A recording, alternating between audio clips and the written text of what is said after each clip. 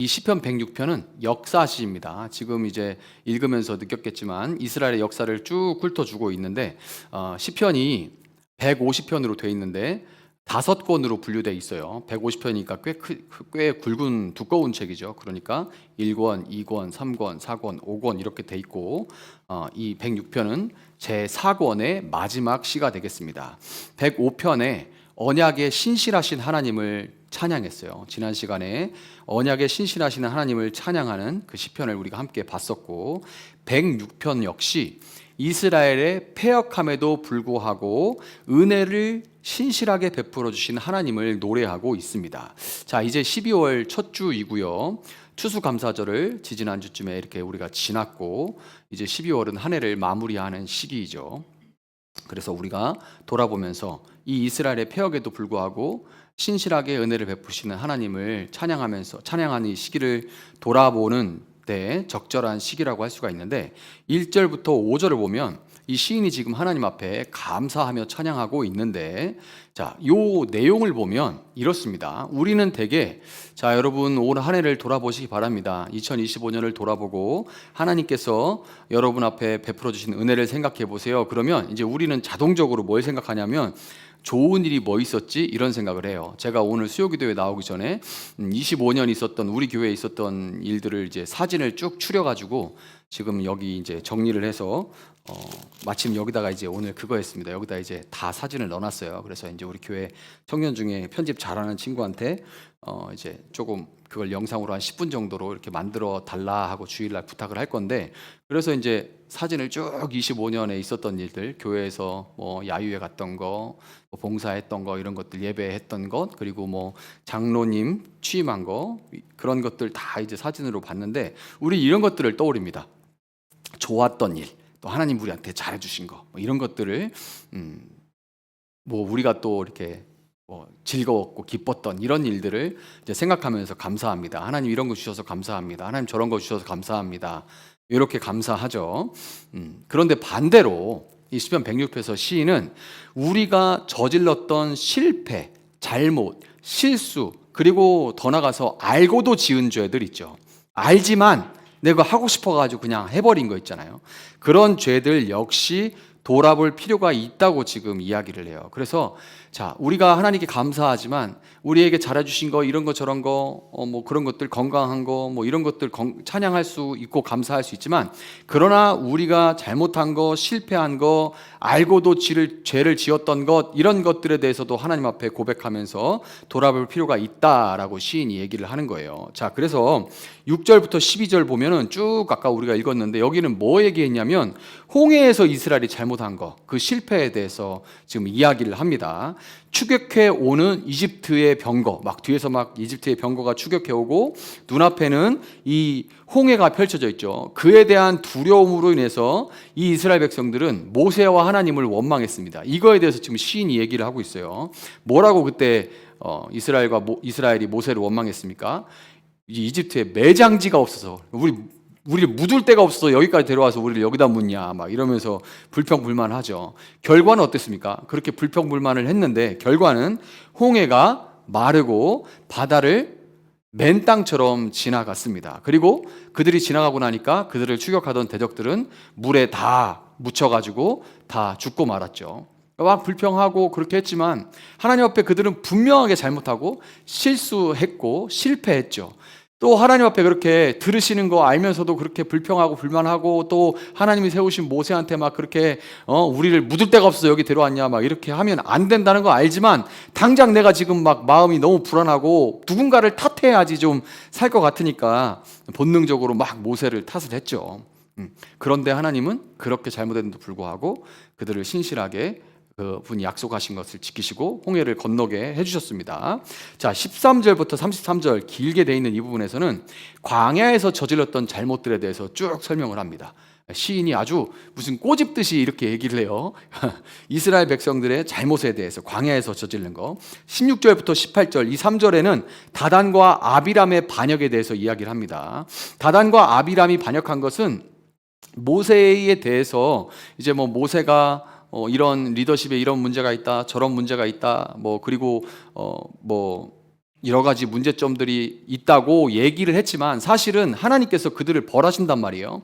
벌하신다는 것은 하나님께서 무조건 모세 편이어서 그런 게 아니고, 또 주의 종 세우신 주의 종에게는 뭐 이렇게 이의를 제기하거나 뭐 불만을 표시하거나 정중하게 따지거나 이러면 안 된다라는 게 아닙니다. 이런 구절만 나오면 따와서 뭐 주의 종인 목사한테 뭐 대들면 안 된다 이렇게 얘기하신 분들이 있는데, 안 그래요. 얘기해도 되고, 뭐 잘못한 거는 있으면 목사님 그건 아니지 않습니까? 얘기해도 됩니다.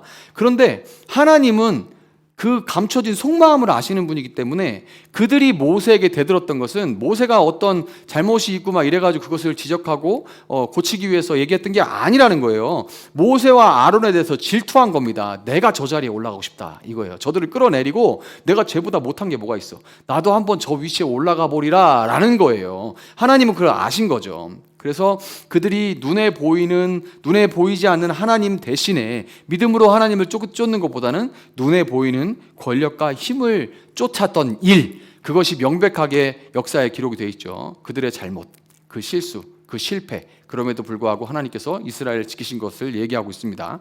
19절부터 23절에는 호렙산에 세운 송아지 우상에 대해서 얘기를 하죠. 와, 이거 정말 어마어마한 잘못이었죠. 하나님이 이집트에서 그들을 위해서 행하신 일, 10가지 재앙을 일으켜서 이집트를 초토화시키고 이집트의 모든 강력한 신들을 다 멸하신 것들, 그 일들을 다 잊어버리고 하나님을 풀뜯는 소의 형상으로 만들었죠. 우상 숭배.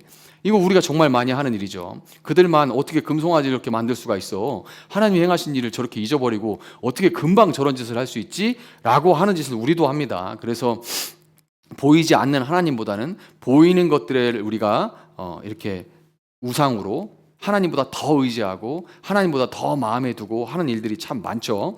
그 다음에 24절부터 27절에는 이스라엘 백성들이 불평하는 장면이 나오는데, 정탐꾼들이 가나안에 들어갔다 온 12명의 정탐꾼들이 이제 여호수아하고 갈렙 빼놓고는 전부 다 뭐라고 해요?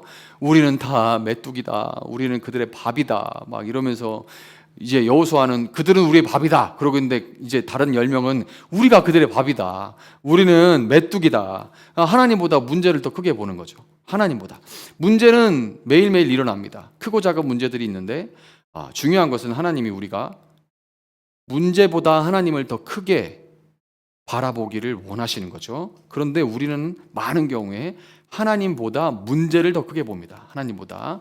그러니까 사실은 그 정탐꾼들이 했던 일들, 그 불평과 그런 것들은 사실 그들만 한 게 아니라 광야길을 걷는 우리도 하고 있는 실패입니다. 올해에도 우리는 그런 실패를 엄청나게 많이 했어요. 그거는 진짜 제가 제일 많이 합니다. 교회에서 멀리 갈 것도 없어요. 새가족 초청주의를 하는데, 그때 우리 회의할 때 제가 뭐라고 했는지 여러분 기억하실 겁니다. 그 팀장 회의 때 했던 얘기, 별로 오지도 않을 것 같은데 뭐 이렇게까지 할 필요 있어요라고 교회에서 리더를 맡은 제가 제 입으로 했던 얘기예요. 근데 그 초청주일날 권사님 오셨죠. 그 다음 주에 오셨는데, 네. 그 박노영 성도님하고 오셨는데, 그 초청주일날, 초청주일 전에 뭐 선물은 뭐 준비하고 뭐 이런 얘기 했었는데, 그때 제가 뭐라고 했었냐면, 별로 올 것 같지도 않은데 뭐 이렇게까지 준비해야 되냐고 제가 얘기했습니다. 제가 목사가 이게 이 정탐꾼들이 하는 짓하고 똑같은 짓을 하는 거예요. 우리는 그 문제보다 하나님을 더 크게 보지 않고 하나님보다 문제, 현실, 상황, 조건 이런 것들을 훨씬 많이 봅니다. 28절부터 31절 보면 바알 부올 사건이 있죠. 바알 부올 사건. 죽은 이들을 위한 희생 제물을 이스라엘 백성들이 모압 평지에서 먹었습니다. 희생 제물. 그 제사 드리는 음식을 먹었어요. 뭐 모든 음식을 다 하나님께서 만드신 거니까 예수 믿는 사람 제사 음식 먹어도 되고 뭐 먹어도 상관없습니다. 뭐 먹어도 상관없는데 왜 먹었냐는 거지.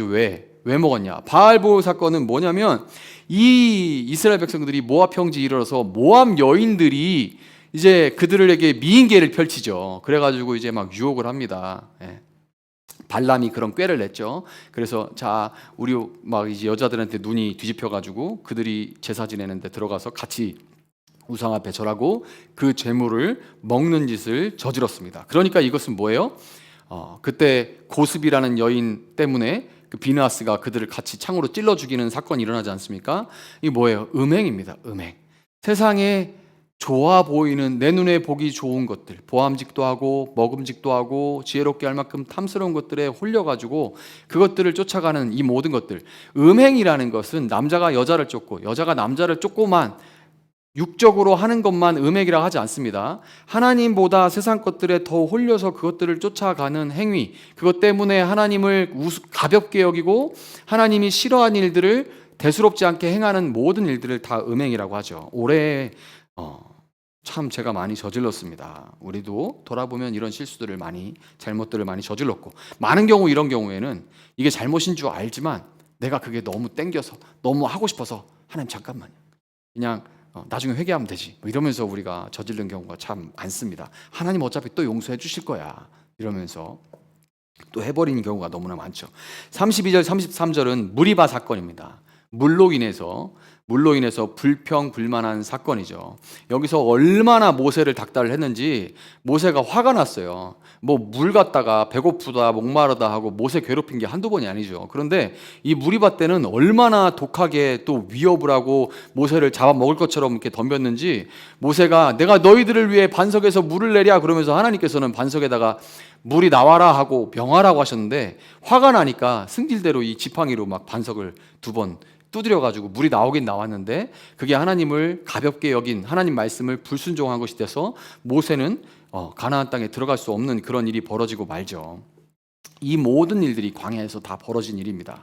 자, 그래서 이런 잘못들을, 이스라엘이 잘못한 것들을 시인은 이렇게 하나하나 짚어서 마치 우리의 광야 인생길에서 2025년에 우리가 저질렀던 일들에서 우리가 고백해야 된다라고 그렇게 얘기를 하고 있는 겁니다. 34절부터 47절에는 이스라엘의 역사를 시인이 요약하고 있는데요. 34절부터 39절, 이제 가나안 땅에 들어간 다음의 일입니다. 자, 광야에서도 이런 잘못들을 엄청나게 저질렀는데 하나님이 그들을 결국엔 가나안에 들어가게 해주셨죠. 물론 그들이 혼났습니다. 그리고 1세대는 가나안에 들어가지 못했어요. 그러나 2세대 그리고 여호수아 갈렙은 가나안 땅에 들어갔죠. 그 모든 일들을 겪었으면 이제 가나안에 들어가면 그렇게 하지 말았어야 되는데, 가나안에 들어가서도 역시나 이스라엘 백성들은 34절부터 39절 보면 우상 숭배를 저지릅니다. 가나안 땅에 들어가서 이방 민족을 뿌리 뽑지 않았다 이렇게 먼저 기록을 해요. 그 문화, 이방 민족의 문화를 그대로 두었다고 그래요. 하나님께서는 그것들을 진멸하라 말씀하시죠. 그러나 그대로 둡니다. 왜 그대로 두냐면 타협한 거죠. 그 문화와 타협한 거예요. 왜냐하면 그 문화가 너무 자극적이고 좋아 보여서 사실 내가 그렇게 하고 싶으니까 그런 거예요. 우리가 믿는 자라고 하는데도 밖에 나가서 세상 사람들의 악한 문화가 있잖아요. 그것들을 타협하는 경우가 많이 있습니다. 물론 우리가 세상 속에 살기 때문에 아예 그것들하고 그냥 뭐 그런 사람들 만나지도 않고 같이 먹지도 않고 같이 어울리지도 않고 그럴 수는 없어요. 그러나 내가 단호하게 어떤 선에서는 저는 그거는 하지 않습니다 라고 얘기하는 거예요. 그것은, 그 선은 내가 하나님 앞에서 양심껏 하는 거예요. 나는 이것까지는 하나님 앞에서 나는 이거는 아니라고 생각합니다. 그래서 안 해야 되는데, 선을 내가 걷고 나는 이거는 잘못됐다고 하나님 앞에서 이건 내가 잘못됐다고 생각해 라고 생각하면서도 슬쩍 어떤 여지를 두는 거예요. 왜냐하면 사실 마음속에서 이때 내가 믿는 사람으로서 이거는 아니다라고 말하면서도, 그러나 마음속에서 이만큼씩 사실 조금 나도 저렇게 하고 싶은 마음이 있거든요. 그러니까 그 하나님께서 진멸하라고 한 문화를 타협하는 겁니다. 아들과 딸들을 가나안 우상들에게 희생 제물로 바친 이야기도 나와요. 그것이 그 유명한 흰놈 골짜기죠. 거기서 이 몰렉에게, 그 흰놈 골짜기에서, 몰렉은 이렇게 우상이 여기에 이렇게 철판을 이렇게 들고 있는 우상입니다. 이렇게 생겼어요. 그래서 손에 이렇게 원판이 있는 그렇게 생긴 우상이 몰렉입니다. 그 철판에 밑에다가 불을 떼면 이 철판이 쩔쩔 끓어서 이제 달궈지겠죠. 그러면 거기다가 어린 아이들을 얹어서 불태워 죽입니다. 그러면 애들이 가만히 그냥 그렇게 죽겠어요? 아니죠. 비명 소리를 지르겠죠. 애들이 얼마나 날카롭게 비명을 지르면서 죽어가겠어요. 그 비명 소리를 가리려고 북을 칩니다. 북을 쳐요. 쿵쿵쿵쿵 북을 쳐요. 그럼 애들 소리가 안 들리겠죠. 그래서 그 지역의 이름이 흰놈 골짜기, 그 지역의 이름이 도벳입니다. 도벳은 북소리란 뜻이에요. 그만큼 그들은 우상 숭배를 했어요. 이게 무슨 얘기냐면, 지금으로 얘기하면 좋은 아빠, 좋은 엄마라는 이 세상 트렌드에 따라서 자녀들을 세상 문화에 그대로 팔아버리는 걸 얘기하는 겁니다.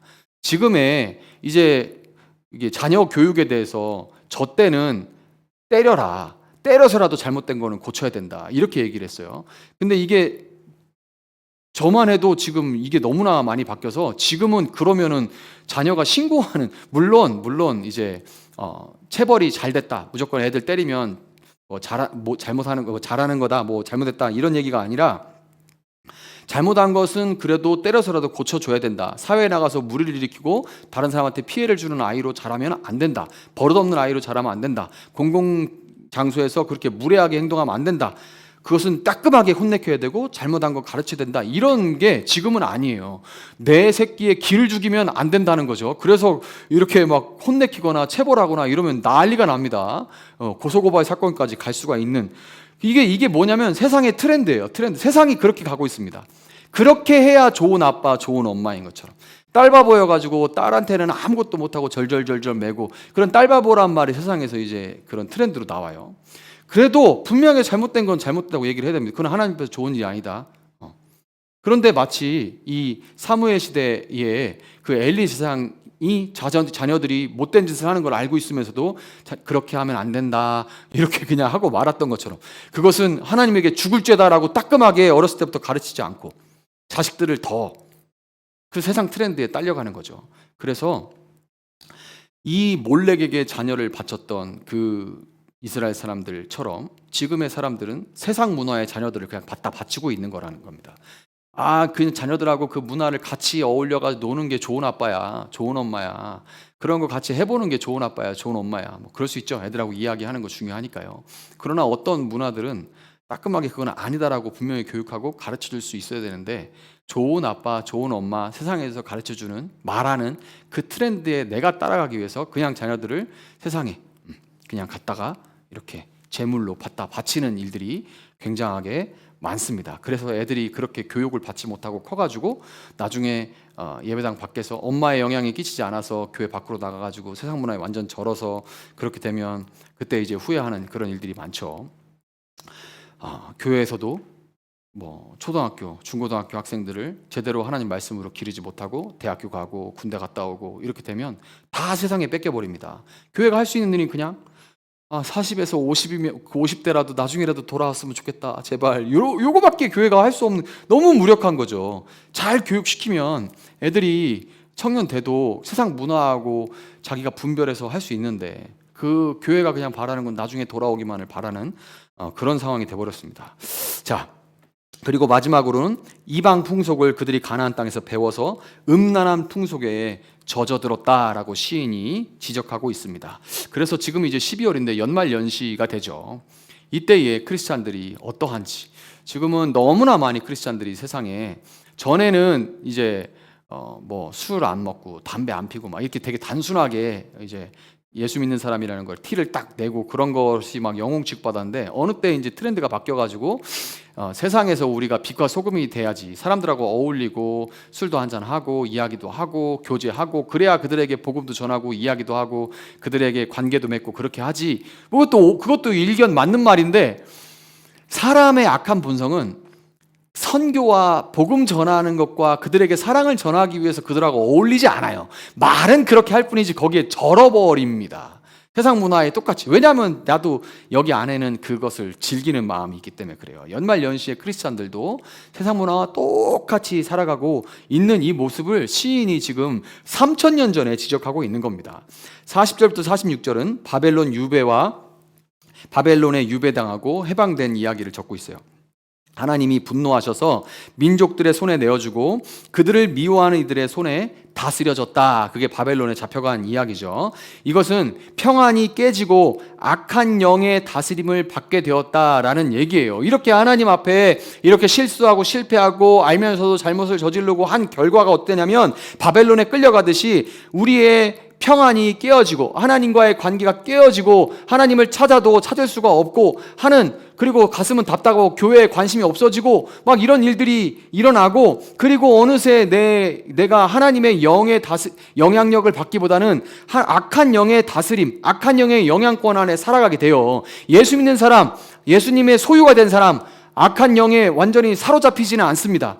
사탄에게 소유당하지는 않아요. 그러나 우리의 인생은 하나님의 영의 영향력 아래에 있느냐, 사탄의 영의 영향력 아래에 있느냐의 싸움인데, 예수 믿는 사람도 내가 하나님 앞에 이런 실수들을 계속 저지르고 실패를 저지르고 하나님께서 멀어지면 악한 영의 영향력 아래에 놓이게 마련입니다. 그러나 시인이 여기서 이것들을 다 이야기를 하고, 이것들을 연말연시에 우리가 잘못한 것들을 돌아보자. 왜냐하면 그런 잘못들에도 불구하고 44절 46절 보면 이것이 진정 감사할 이유다라고 시인이 얘기하고 있는 거. 44절 46절 제가 읽어드릴게요. 그러나 이 모든 죄악들과 이 모든 잘못에도 불구하고 1월 1일부터 12월 31일까지 우리가 잘못한 모든 것들에도 불구하고, 그러나 주님께서는 그들의 부르짖음을 들으실 때마다 그들이 받는 고난을 살펴보아 주셨습니다. 속도 없으세요, 진짜. 이런 인간들은 정말 다시는 상종하고 싶다 이렇게 안 하시고, 그래도 아쉬워서 부르짖고 하나님 잘못했어요, 살펴주세요. 그러면 그 받는 고난을 돌아봐 주셨다고 하는 거예요. 살펴보아 주셨다고 하는 거예요. 그들을 위하여 그들과 맺으신 그 언약을 기억하셨으며 주님의 그 크신 사랑으로 뜻을 돌이키시어 마침내 주님께서는 그들을 사로잡아간 자들이 그들에게 자비를 베풀도록 하셨습니다. 아멘. 이게 우리가 이 시인이 찬양을 얘기하는 감사해야 될 이유라고 얘기하는 겁니다. 이거 해주셔서 감사해요, 저거 해주셔서 감사해요, 이런 좋은 일, 이런 기쁜 일들 돌아보니 너무 감사해요. 좋아요. 그런데 우리가 잘 생각하지 않는 것들, 이런 잘못 저런 잘못, 이런 것들 저런 것들, 그 모든 것들에도 불구하고 하나님 아까 은혜 아니면 살아갈 수가 없네 고백했던 것처럼 그 모든 잘못에도 불구하고 우리가 신음소리를 낼 때마다 들어주셨고 개입하셨고, 그 마음에 진노하시더라도 진노를 끝까지 가지고 가지 않으시고 돌이키셔서 우리에게 자비를 베풀어 주셨다. 그러므로 감사해야 된다, 찬양해야 된다라고 얘기를 하는 겁니다. 23절에서 모세는 금송아지를 섬긴 이스라엘을 버리시려는 하나님 앞에 엎드려서 생명을 걸고 중재했습니다.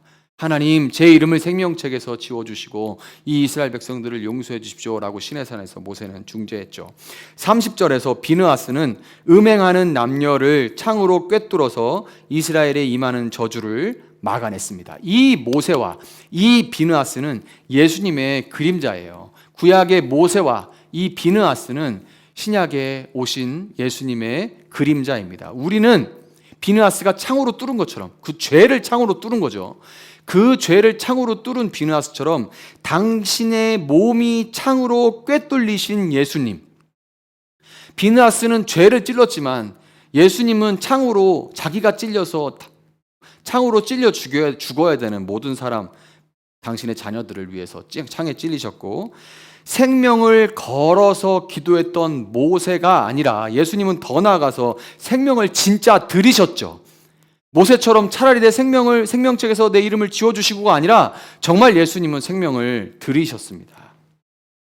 그래서 우리는 이 예수님의 이름으로 우리가 올 한 해에 지은 죄들을 회개하는 한편 47절 48절과 같이 기도하면서 우리와 또한 우리 주위의 지체들과 이웃들을 위해서 함께 기도로 나아갈 수 있어야 할 것입니다. 47절 48절은 혹시 띄울 수 있습니까? 혹시 성경으로 같이 한번 읽어봤으면 좋겠습니다. 47절 48절 다시 보시면서 이렇게 함께 감사로 나아가자라고 시인이 얘기했으니까 같이 읽어보고 기도하는 시간 갖도록 하겠습니다. 47절 48절입니다. 시작. 주 우리의 하나님, 우리를 구원하여 주십시오. 여러 나라에 흩어진 우리를 모아 주십시오. 주님의 거룩한 이름에 감사하며 주님을 찬양하며 주님께 영광을 돌리게 해주십시오. 주 이스라엘의 하나님, 영원토록 찬송을 받아 주십시오. 온 백성은 아멘하고 응답하여라. 할렐루야. 아멘. 우리는 모세와 비느하스 대신 예수님, 당신의 몸이 창으로 뚫리고 생명을 걸어 우리를 살려주신 예수님 앞에 우리의 모든 죄악을 용서해 주시고 우리에게 진노하시되 그 진노를 영원히 품지 않으시고 우리에게 개입하시고 우리를 용서하신 하나님께 올 한 해를 돌아보면서 우리의 잘못들을 회개하고 하나님 앞에 그럼에도 우리를 살려주신 은혜를 감사하면서 또 이웃들의 회복을 위해서 기도하는 시간을 좀 갖도록 하겠습니다.